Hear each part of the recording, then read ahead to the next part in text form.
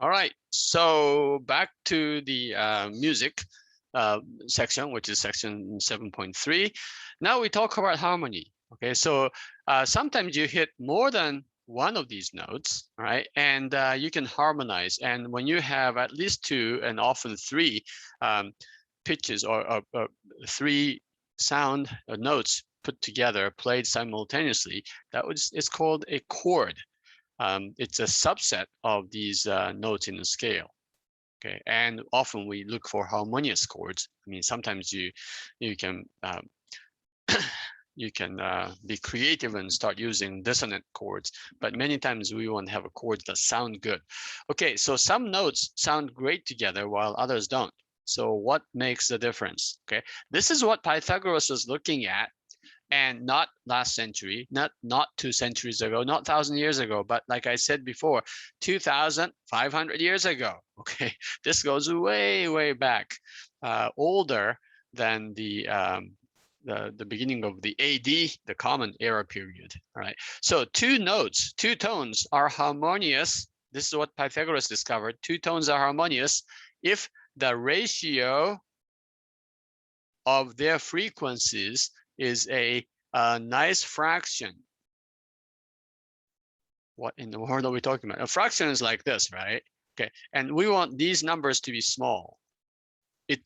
What I'm saying is it's not 52 over 3071. I mean, that's not a small number fraction, right? Like 1/3 would be a nice fraction. 1/2 or 2 over 1 would be a nice fraction. So look at what we discovered here. All right, so I'm going to use all of these numbers we calculated. The C note had 260. E had 327.58. So if you divide this higher note by the lower frequency, this is about 1.2599. Now, fairly close to 1.25, which we know as 5/4. Right? 1.25 is 5/4. And this is a small fraction. It's a nice fraction. Okay, and so when you press C and E, should I draw a little keyboard here? Yeah, so when you play C and E together, they sound relatively nice. Okay, and they are harmonious. Okay, and in fact, we have a name for this. This is called major third. Okay, so you music students says, oh yeah, duh, everybody knows this. Oh no, not everybody. Okay, but the interval from C to E is called major third, and the ratio of the frequencies is approximately 5/4. Now, if this was exactly 5/4, 1.25, that would even sound better. And so why don't we make sure that this is exactly 5/4 to make it sound good? Well, there's a problem, and we'll maybe talk about this in just a second, right?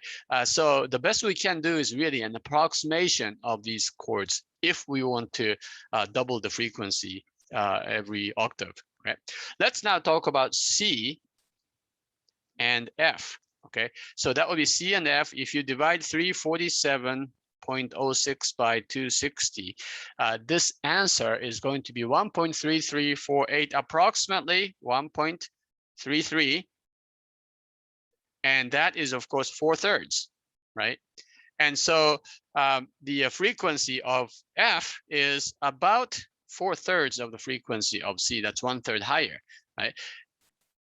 So they do sound good because this is again a nice frequency or nice fraction, right? And from C to F, if this was exactly 1.333 or 3/4, or sorry, 4/3, this is called perfect fourth.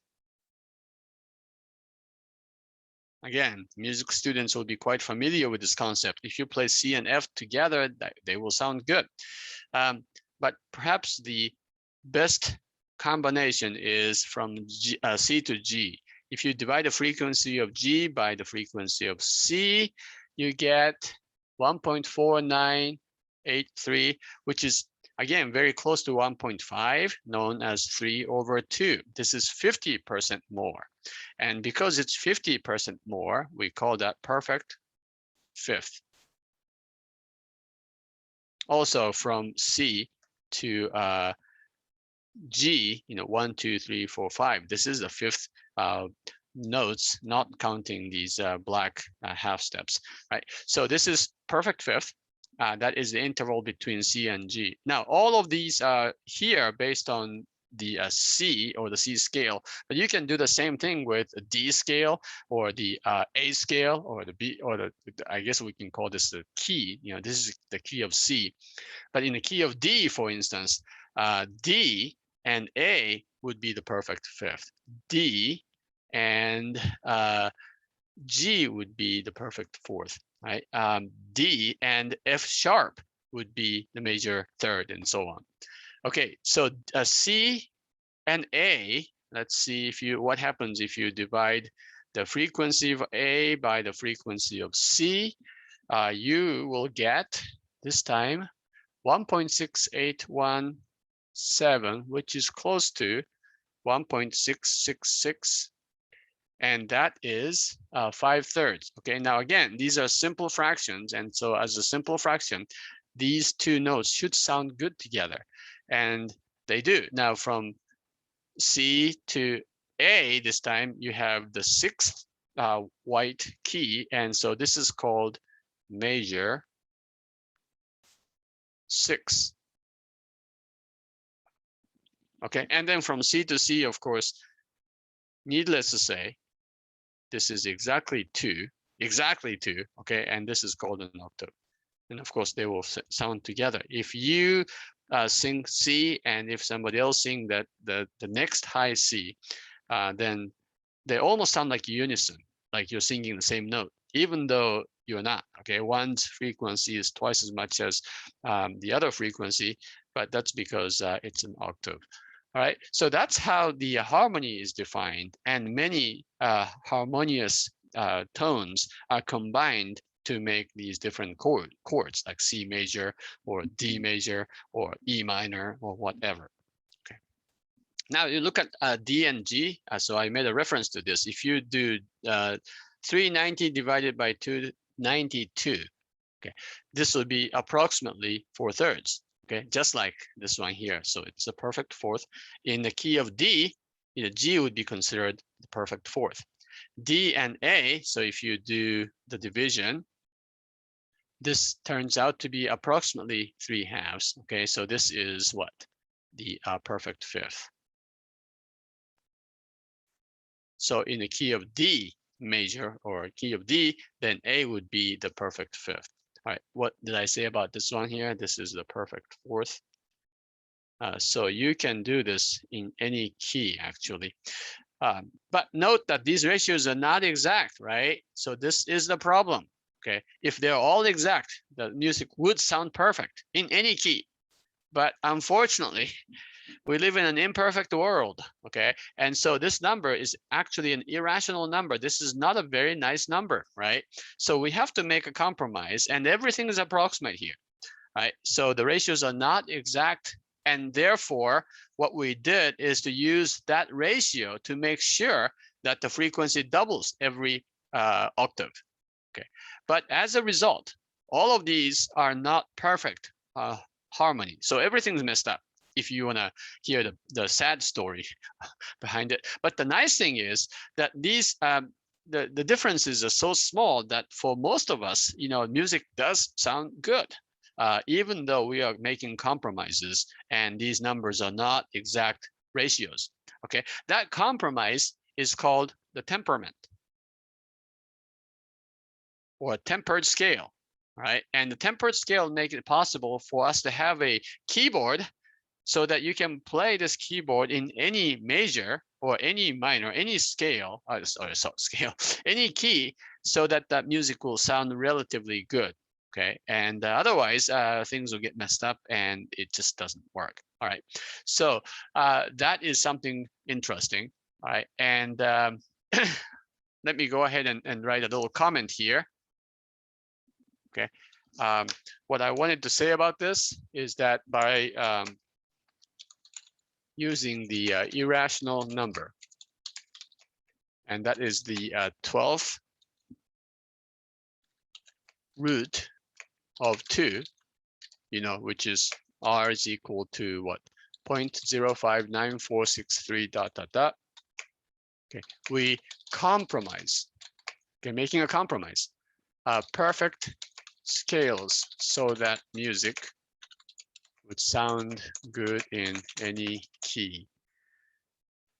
All right, and so this is called a temperament or tempered tuning. Real story. I happen to have a grand piano in my house, not because I play it, but my family members do play piano, and we've had this grand piano for, I don't know, 20 years or so. And so sometimes we have to get this tuning, right? So we get the professional piano tuners. And one time I asked him, hey, so what do you have to do to learn how to, tune pianos? And the first he said, you don't want to do that because you really have to know a lot of math to do this. And so I said, yeah, well, okay, well, I think I can take care of that part. And he said, no, but you don't understand. I mean, math is like really hard. And so well, okay, I said, sure, no problem. All right, so let's talk about the major and minor chords. And again, this is not something that you have to memorize. I just want to mention this because we are talking about music and mathematics. All right, so it turns out we have a nice major chord called C major, and maybe it's the first chord that you learn in your piano lesson or guitar lesson or something. Okay, it consists of the three notes C, E, and G. Okay, so let's try again. You have a key like this, keys, C, E, and G. Okay, if you keep playing these notes, they sound good. In fact, let me play some. Okay, so it's nice to have an app where you can actually play these things. And so C, E, and G sound like this. Here's C. Okay. E, G. Together. Sound good, huh? Yeah, so that's C, E, and G, and that is the major chord, major C major. Okay, now C minor is a similar chord. The only difference is you put E flat in here, okay, and then G. So you take this C and the same G, but then you lower the middle note by half step to what we call E flat, or you can call it D sharp. All right, and it sounds like this.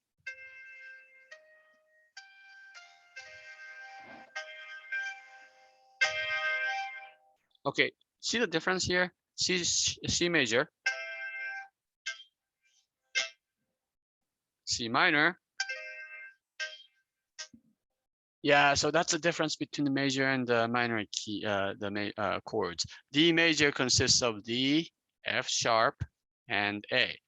D minor, again, lower the middle one by 1/2 step, so D, F, and A. So here's the D, the chord D major. See the happy note, happy sound? D minor. Again, major,